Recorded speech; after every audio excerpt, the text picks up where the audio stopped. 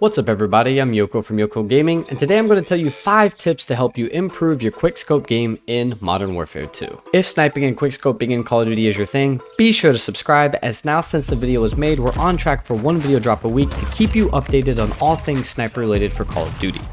Okay, so I wanted to not just make a generic quickscoping video, as there are many videos out right now on quickscoping, and even the last one I did back for Modern Warfare 2019 on how to quickscope went over things like centering, practicing with bots, and I think nowadays a lot of people have an idea or some idea of what quickscoping is, so I wanted to do a 5 tips video that is specific to Modern Warfare 2 and give you some tips of things that you may not be aware of that are specific to this game. Tip number 1, the ultimate class. Now there are several snipers and marksman rifles in this game that you can use to quickscope with, but in my mind there are only 2 that really stand above the rest when it comes to quickscoping. Now the first is not the SPR per se, it's the SAB-50. With its 10 round mag and stupidly fast ADS speed, it becomes an aggressive sniper's wet dream, and it will instantly infuriate the other team, and I do smell nerfs coming. Now the other one is the SPX. I believe it is a perfectly balanced sniper for its class, and is actually kind of built and leans towards the more aggressive ADS sniping as well in that general class that's not a marksman rifle. Okay, so this is the class that I generally use as of now. This is the SAB-50 and the SPX. So this is the build for the SAB. I use the 12.5 carbon barrel, tuned all the way for ADS speed. The FSS OLEV laser, which seems pretty standard. And actually, I don't use the SPX 86.6. I actually think the 6.6 for me is too much zoom. So I actually use the Luca Bandera scope, and then I tune that all the way down from close and max that out for ADS speed there. The Luca has a 3.7 and an 8, which to me seems just a little bit better than the 6.6 and 11. It's got a medium glint on this one, and then this one here has a small. And I actually think that the ADS is a little faster. That could just be arguable just between me. You know, I'm talking milliseconds here. The XRK Spectre mod and the Shellacker match grip, again tuned for sprint to fire and ADS speed. And to me, this is really great. Now, it is fast enough on its own. You could drop the carbon barrel and then go for a bolt. I would highly suggest using the FSS ST87 bolt for the rechamber speed. You don't really need to worry about the recoil control on this, as you know, it's a one-shot. Now for the SPX here, I get a little crazy. I use the 22.5 Elevate maxed all the way out, and I don't use the 18 or the 16. Now for me, it says the cons are movement speed, and the pros for this one is you get your movement speed, but it also gives you a little bit more control. To me, it gives you a little bit more idle sway, as they say. It actually reduces some of that, and because I use this more of my medium to long range shots, I really want this gun to be fast on the ADS side for quickscoping, but it also has to have some sense of accuracy. Now everything else is about the same, the FFS, the Luca Bandera again, and for this one I actually use the max DMR over the PVZ. I really think that this one, again, it helps the aiming stability, it'll help you come off. You says you lose some sprint speed, but you're so fast with the SAB that you're probably going to get to where you need to be. You're not going to be sprinting too much with this in your hand. Of course, again, you use the Schlager and max that out, and you know, you max this out here for the ADS, and I do the aim stability over the aiming walk speed. I'm not really too much leaning into the strafe speed because the gun itself doesn't have a lot of strafe speed, so improving this just kind of puts it, I mean, you don't really see a big difference, whereas I can make it really steady when I'm aimed in, and I don't have to worry about missing my shots. Now, if you're asking why the SPX, to me, I think the SPX has great reload speed, competitive ADS speed, good recoil, and aiming stability for those longer quickscope shots. I think the signal is just a little bit too beefy on the ADS side and makes it a harder choice for newcomers. The LAB and the MCPR are good choices, but require some practice with the bolt on the lab, making it slow, and the MCR just being a little bit more longer range pick for me. The Victus, we don't even talk about it, just ADS is too slow. Of course, don't get me wrong, they can all be great in a Prodigy's hands and make anything work, but if there was a tier list, I would definitely go the SAB and the SPX all day, top tier. Movement is different, tip number 2. Now you've probably noticed already, there's no bunny hopping in this game. Drop shotting is on the up and up, but a big one that can nerf any aggressive sniper into the ground is jump shotting. It is horribly slower in this game, even with submachine guns, and it's not something you can just forget about. Taking a shot, missing, and then trying to swing around a corner and jump shooting in this game is a huge BDE move with any gun. Now, if you can actually get the scope to your eye in time, great, but if you're not using the SAB, good luck, as the snipers in this game pretty much automatically become launcher style ADS speeds. They are extremely slow. Now there is a workaround for this. What you're going to have to do is try to do micro peeking. Now you do have glint, so what you're going to do is try to take a shot, whether you hit it or miss it, and then sprint out, do not jump, hope they miss, and then try to peek them out. Now the other thing you can try to do is draw fire and then flank in the map. Now these maps are designed for flanking. There's 5 different ways to get up to any spot. There's not really a one win off spot like some of the old maps used to have, so you can definitely flank in this map, and that's something you're going to have to do. The other thing you can do is try to attempt a poke out drop shot, where you poke out, maybe you miss your shot, and then you try to drop shot. Now, mouse and keyboard players are really going to take advantage of this. They may lose the ADS aim assist battle, but they can take advantage of this as they can map keys to prone, so they don't have to go into the crouch stance, and they can immediately drop shot and then try to do a quick scope. And the game will register it. So, good luck, mouse and keyboard players. Tip number 3, game modes matter. Now, if you're the type of content creator that's going for aces and S&D and knockout, then it really doesn't affect you too much. However, if you're like the rest of us and you're going for 3s, 5s, 6, triple head-ons, collaterals, or anything that requires multiple kills and some kind of style points that's not trick shotting, you might find that some game modes are easier than others. Have you ever loaded into Shoot House and felt like Scump is breathing down your neck? Well, that's because in theory, he probably is. Now, apart from your own algorithmic SBMM, which I'm going to just say SPEM, the game modes have thresholds that will allow those different tiers of SPEMs to be merged. Domination and Hardpoint, for example, allows all spectrums of SPEM to be meshed into one game if the given region is needing players to fill the lobby. And I'm not even talking about desperate. If it just needs 1 or 2, it'll use those players. So, if your KD is barely above 1, but the AK kid that runs around with a 9 really needs a lobby, good luck. Let's hope he's on your team, because if not, you're going to get destroyed. Now, if you're ever feeling burnt out, always change your game mode. Now, in the past, Call of Duties have always had good luck getting clips in OBJ type games like Hardpoint and Domination.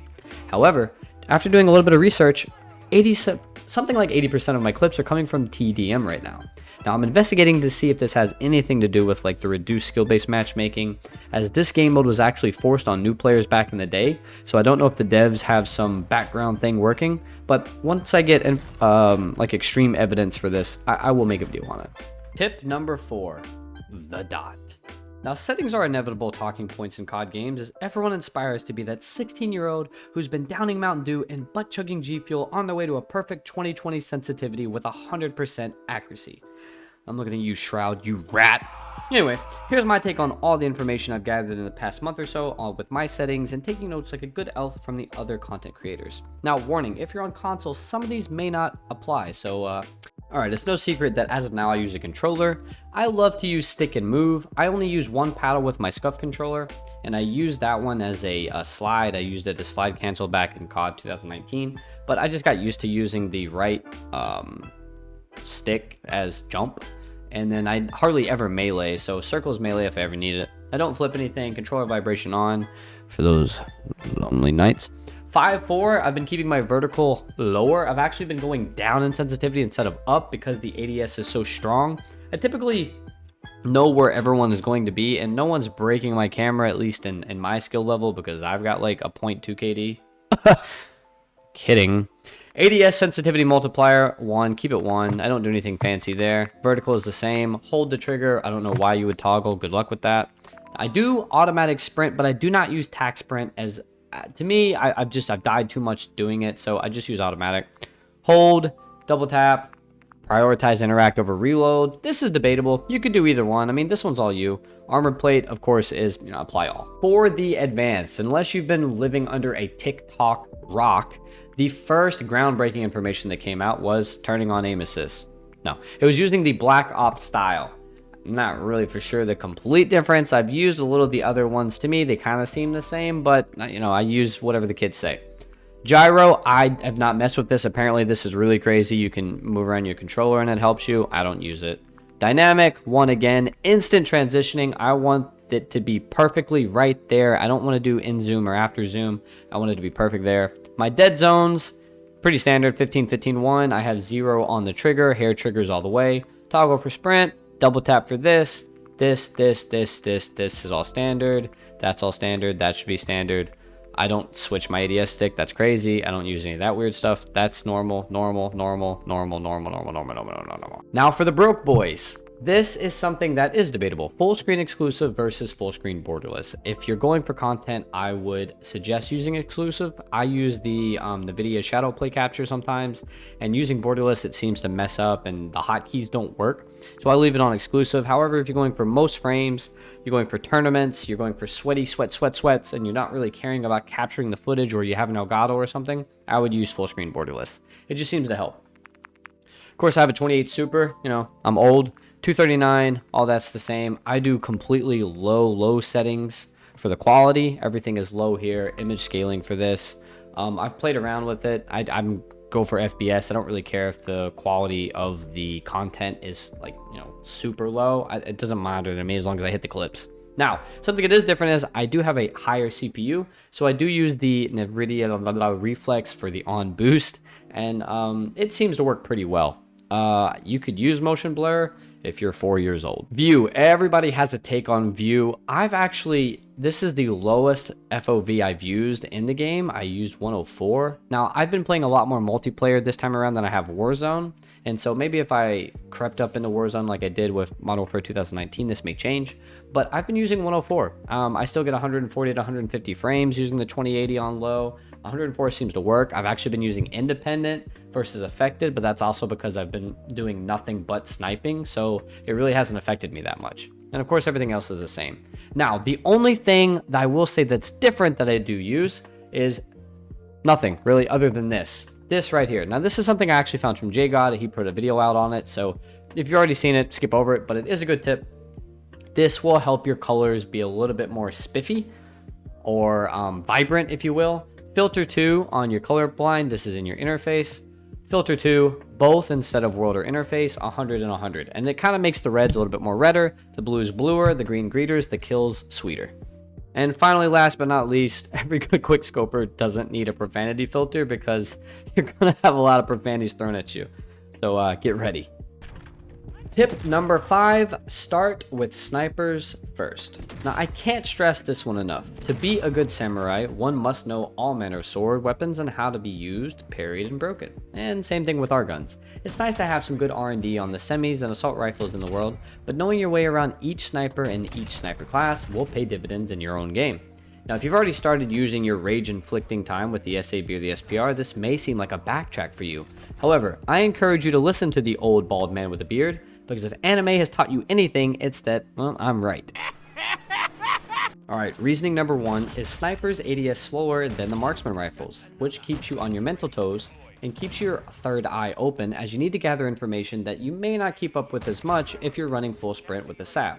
Audio cues are important, keeping an eye on where your team is, especially in close maps like Shoot House, where the game will literally spawn a team in front of you and behind you at the same time. Now, number 2 is using snipers make you focus more on your shot itself and the positioning. Because of the solar ADS and the follow-up shot, it makes every shot seem a sliver more stressful and that much more important.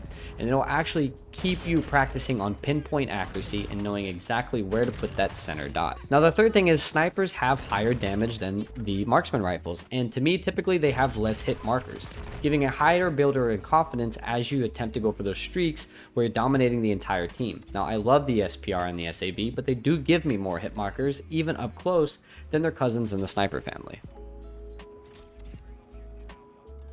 And finally, tip number 6, as those who watch me know I always do an extra one, put tactical AF on your guns. It makes people so sweaty when you do it. I don't know why. I love the gun counter. I don't go for camos in this, but I did go for platinum just on the snipers. And when I ran across tactical AF, it seems amazing. I know it's a company, but it's also funny. And you should add it. So that's it. I hope you learned something and enjoyed your time in this video. As you do know, I ramble on a lot. And if you did or didn't, please let me know in the comments below, as I love reading these on the way to work while I'm swerving in traffic. All right, see you around. Thank you for your patronage.